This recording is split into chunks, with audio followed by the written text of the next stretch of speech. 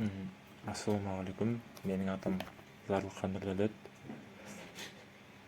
Бүгін мен СРС екінші тақырыпта видео жазып отырмын. Менің таңдаған шығармам ол көшпенділер трилогиясы. Жалпы көшпенділер трилогиясы 1969 жылдан 1970 жылға дейін Ильяс Есенберлинмен жазылған. Осы романда жалпы 15 ғасырдың ортасынан 19 ғасырдың ортасына дейінгі қазақ халқының тарихы, елдің егемендігі үшін болған күрес туралы эпикалық ауқымда осы шығарма осы оқиғаны суреттейді. Жалпы осы трилогия 3 бөліктен тұрады. Бірінші кітап ол Алмас қылыш. Бұл кітапта қазақ хандығының құрылуы, Алтын орданың ыдырауы, Әбілқайыр хандығының ішкі қайшылықтары және де Жәнібек пен Керей ханның дербес мемлекет құруы туралы жазылады. Екінші кітап Жанталас. Ол жерде жоңғар шапқыншылығы, Ақтабан шұбырынды оқиғасы туралы, сонымен қатар Тәуке ханның даналығы және Абылай ханның билеуі осы мемлекетті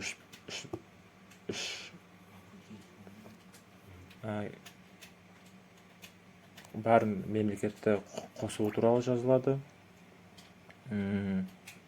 Ал үшінші кітап Қаһарда 19 ғасырдағы Кенесары Қасымұлының бастаған ұлт-азаттық көтерілістері, Ресей империясының отарлау саясаты және де осы қазақтың соңғы ханы Кенесарының трагедиялық тағдыры туралы жазылады. Шығармада көтерілген негізгі мәселелер мен идеялар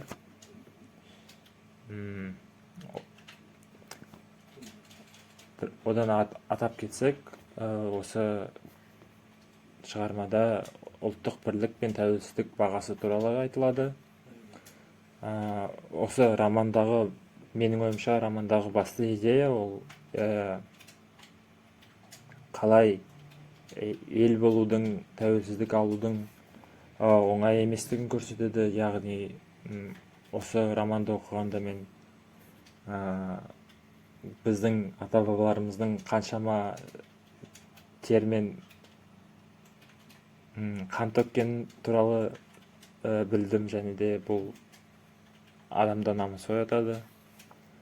Сонымен қатар билік пен сатқындық мәселесі көтеріледі. Яғни сол кездегі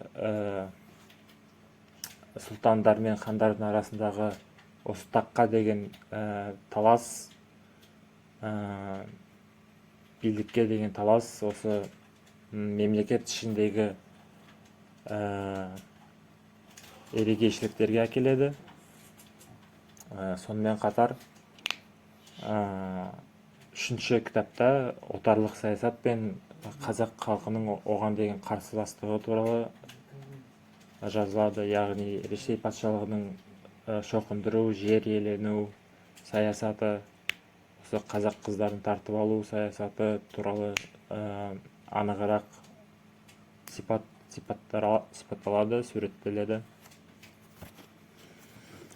Жалпы осы шығармада көптеген басты кейіпкерлер бар, және де олар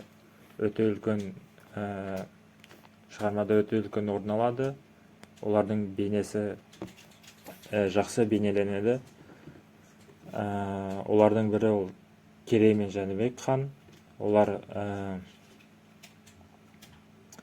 елдік жолында күрескен хандар, ақылды және де көреген басшылар ретінде сипатталады. Яғни осы Әбілқайыр ханның астынан шығып, бөлініп, осы қазақ хандығын құрудағы жолын сипаттайды.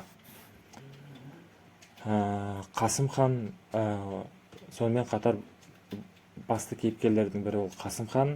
Қасым хан заң шығарушы, мемлекет нығайтушы болып сипатталады. Оның сонымен қатар ол Қасым ханның қасқа жолы деген ең бірінші қазақ жеріндегі заңды шығарумен атақты. Сонымен қатар Тәуке хан туралы айтылады. Ол жеті жарғы заңы арқылы мемлекетті нығайтып, ішкі тұтастықты сақтаған хан ретінде белгілі. Ал Абылай хан туралы айта кетсек, ол кіші жүз. Ал Абылай хан туралы айта кетсек, ол осы үш жүздің басын қосқан және де жоңғар мен Ресей арасындағы кебернекті ұстай білген, осындай қиын заманда мемлекетті жақсы деңгейде ұстап тұра алған хан ретінде бізге белгілі. Келесі басты кейіпкер ол Кенесары хан, қазақтың соңғы ханы. Оның образы бізге ұлт азаттық күрес үшін жанын аямай, тәнін аямай күрескен адам ретінде көрсетіледі. Сонымен қатар хандардан басқа Сейтен және Ожар секілді халықтан шыққан батырлар осы Кенесары хан секілді әділет үшін, халық үшін күрескен, өз жанын берген, халық азаттығы үшін күрескен образдар ретінде сипатталады. Жалпы осы шығармада әртүрлі қазақ салт дәстүрлері, қазақтардың сол кездегі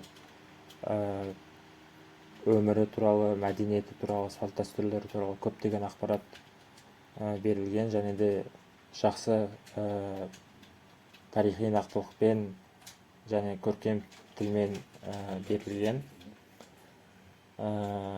Жалпы олардың мысалдары ол хан сайлау рәсімі, аңызға айналған қазақтың қараша үйі, киіз үйдегі хан ордасы, батырдың ақ киізге көтеруі деген секілді салт дәстүрлер сипатталады. Сонымен қатар сол кездегі тойлармен байланысты қыз ұзату, қалың мал, құда түсу, сауын айту сияқты салт дәстүрлер де сипатталады. Оған қоса басқа да салт дәстүрлер ол дала заңдары, билер кеңесі, жесір дауы, жұрт көшіріп барымта жасау секілді салт дәстүрлер. Жалпы осы шығармада танымдық тұрғыда маған көптеген жаңалықтар ашылды, көптеген ақпарат естідім. Осы біздің қазақтың мәдениеті туралы, салт дәстүрі туралы, сол кездегі өмір туралы. Оларды айта кетсек, олардың бірі ол осы Ресей империясының бодандығына кіргеннен кейін осы біздің халықтың өмірінің сипаттаулы, қандай қиыншылықтардан өткені және Ресей империясының саясатының қатыгездігі маған өте қызықты болды. Және де біздің ата-бабамыздың тері қаны, төккен қаны, тері маған қызықты болды. Және де осы жүректе намысты оятты деуге де болады. Сонымен қатар тағы да бір жаңа жаңалық ол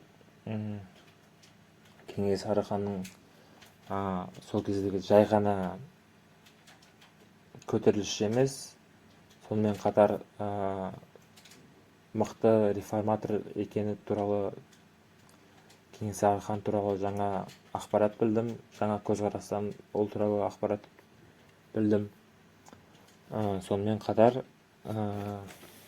маған тағы да бір жаңалық, ол осы Абылай ханның тек қана осы қазақ жері бойынша шашылып жатқан жүзді бір жұдырықтай ұстай алған туралы білу қызықты болды. Қалай ұстай алған туралы қызықты болды. Және де осы екі үлкен мемлекет, Ресей мен Қытай арасындағы қарым-қатынаста, баланста болуы маған өте қызықты болды. Қандай осы саяси, политикалық жақтан мықты болған тұлға екенін білдім. Сонымен қатар